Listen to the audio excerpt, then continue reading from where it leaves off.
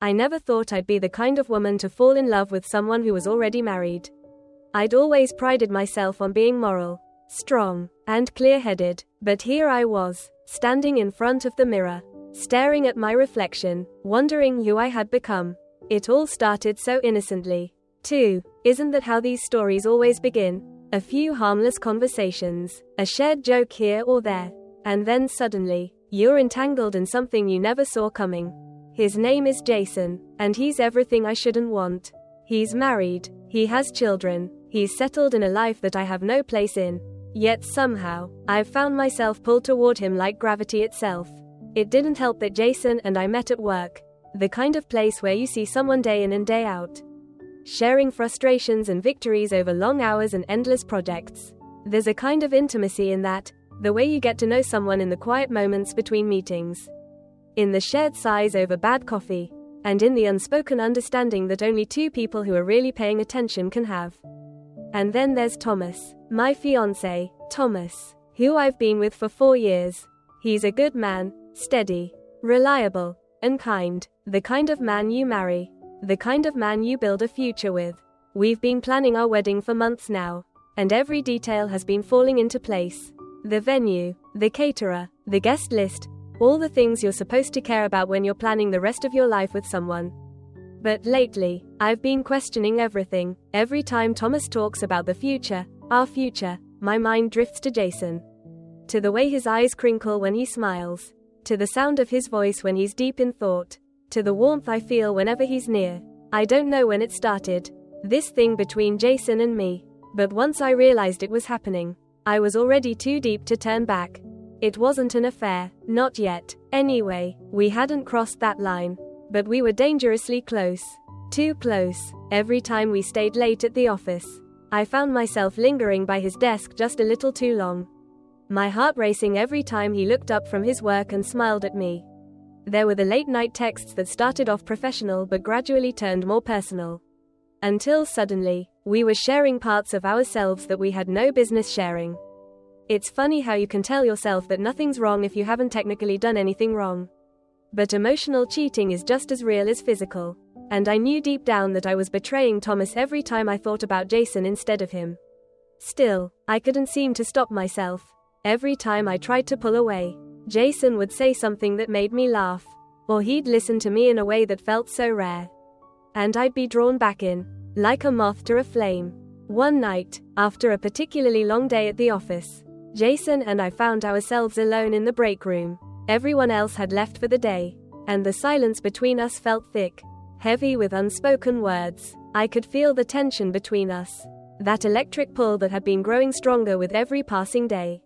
I was leaning against the counter, clutching my coffee mug like it was the only thing keeping me grounded. And Jason was standing just a few feet away, his eyes on mine. "I don't know how to say this," he said, his voice low and hesitant, "but I think about you a lot more than I should." My breath caught in my throat. I had been waiting for this moment, dreading it and wanting it all at once. I didn't know what to say, so I said nothing. The silence stretched between us until it felt unbearable. And finally, I managed to speak. "Me too," I whispered. It was like a dam had broken. In that moment, everything changed. We didn't touch, we didn't kiss, but something passed between us that was far more dangerous.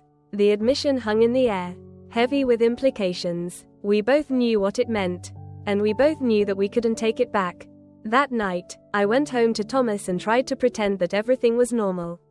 I tried to convince myself that it didn't mean anything, that I could still walk away from this, that I hadn't done anything unforgivable. But as I lay in bed next to him, staring up at the ceiling, I knew that things would never be the same. How could they be, when my heart was already divided? Days turned into weeks, and I found myself growing more distant from Thomas. He noticed, of course, but he didn't push. That was the thing about Thomas, he always gave me space when I needed it. Always trusted that I would come to him when I was ready. And maybe that's why it hurt so much. This betrayal I was committing in my heart. Because Thomas didn't deserve this. He deserved someone who loved him with her whole heart. And I wasn't sure I could be that person anymore. Jason and I continued to dance around each other, never quite crossing the line but always teetering on the edge. I told myself that I wouldn't be the one to make the first move. But I also knew that if Jason ever did, I wasn't sure I'd have the strength to say no. The guilt gnawed at me, but so did the longing. I was stuck, trapped between two men, one who offered me a future I had always dreamed of, and another who made me feel alive in a way I hadn't felt in years. The turning point came one night when Thomas and I were having dinner. We were sitting across from each other, talking about wedding plans, when he suddenly reached across the table and took my hand. "I love you, you know," he said, his voice soft. "I can't wait to spend the rest of my life with you." His words should have made me feel happy, secure, but instead, they filled me with dread. I couldn't do this. I couldn't marry Thomas when my heart was somewhere else. It wasn't fair to him, and it wasn't fair to me. I knew I had to tell him the truth, but the thought of hurting him made me feel sick to my stomach. That night, after dinner, I asked Thomas to sit down with me. My hands were shaking as I took a deep breath and looked into his eyes. "I need to tell you something," I said, my voice barely above a whisper. "I've been feeling conflicted lately." "Conflicted about what?" he asked, his brow furrowing in concern. I hesitated, the words sticking in my throat. But I couldn't keep this secret any longer. I owed him the truth. "There's someone else," I admitted, my heart pounding in my chest. "I haven't done anything, but I think I'm falling for him." The silence that followed was unbearable. Thomas stared at me, his expression a mixture of shock and hurt. For a long moment, he didn't say anything, and I could feel the weight of my confession crushing down on me. "Is it someone at work?" he finally asked, his voice tight. I nodded, unable to meet his eyes. "His name is Jason. He's married." Thomas let out a bitter laugh. "So, you're in love with a married man. Great." I didn't know what to say. I had no excuses, no justification for what I was feeling. All I could do was sit there, watching the man I was supposed to marry struggle to process what I had just told him. "I thought we were happy," he said after a long pause. "I thought you loved me." "I do love you," I said, my voice breaking, "but something's changed. I don't know how it happened. But it did, and I'm so sorry." "Sorry?" Thomas repeated, his voice rising in anger. "You're sorry? You're sorry for what? For falling in love with someone else? For leading me on this whole time while you were thinking about him?" "I didn't mean for this to happen," I said, tears filling my eyes. "I never wanted to hurt you." "But you did," he said, his voice cold. "You hurt me." We sat in silence for what felt like an eternity, the weight of my betrayal hanging heavy in the air. Finally, Thomas stood up and walked to the door. "I need some time to think," he said, his voice hollow. "I don't know if I can do this anymore." And just like that, he was gone. I sat there, alone in the apartment we had shared for years. My heart shattered into a million pieces. I had made my choice, and now I had to live with the consequences. But as much as I regretted hurting Thomas, I couldn't deny the truth any longer. I had fallen in love with Jason, and there was no going back. The next day at work, I saw Jason in the hallway. Our eyes met, and in that moment, I knew that my life was about to change forever. Jason's gaze lingered a little too long, just as it had countless times before. But now, after what had happened with Thomas, it felt different, more dangerous. I tried to avoid him, but I knew that wasn't sustainable. We worked together, after all, and there was no way I could completely disappear. I took a deep breath and walked toward him. The corridor was empty, save for the two of us, and I could feel the tension radiating between us like an unspoken current. When I reached him, he straightened, his expression shifting from casual curiosity to something more serious. "Hey," he said softly, his voice filled with an understanding I didn't want to acknowledge. "Hey," I replied, swallowing the lump in my throat. "We need to talk." Jason nodded, and we found a quiet conference room, one of those places where people went to have private conversations. The door closed behind us, and the small space suddenly felt too intimate, too suffocating. I couldn't meet his eyes. Not at first. Instead, I stared at the floor, trying to gather my thoughts, my courage. "I told Thomas," I blurted out, my voice barely above a whisper. Jason blinked in surprise. "Told him what?" That I'm falling for you." The room seemed to shrink around us, the air thick with tension. Jason's expression changed, something flickering behind his eyes, relief, maybe, or fear, I couldn't quite tell. He was quiet for a long moment, his eyes searching my face as if trying to figure out what to say. "I didn't ask you to do that," he finally said, his voice low. "I know you didn't," I replied quickly, but I couldn't keep lying to him. "It wasn't fair, and it's not fair to you either. Or to your wife." He winced at the mention of his wife, and I immediately regretted bringing her up. But the truth was, she was always there, looming over us like a shadow. No matter how much I tried to ignore it. Jason was married, and there were lines we couldn't cross, lines I had already blurred just by admitting how I felt.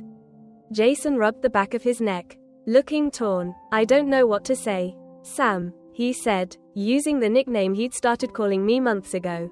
"I never meant for any of this to happen."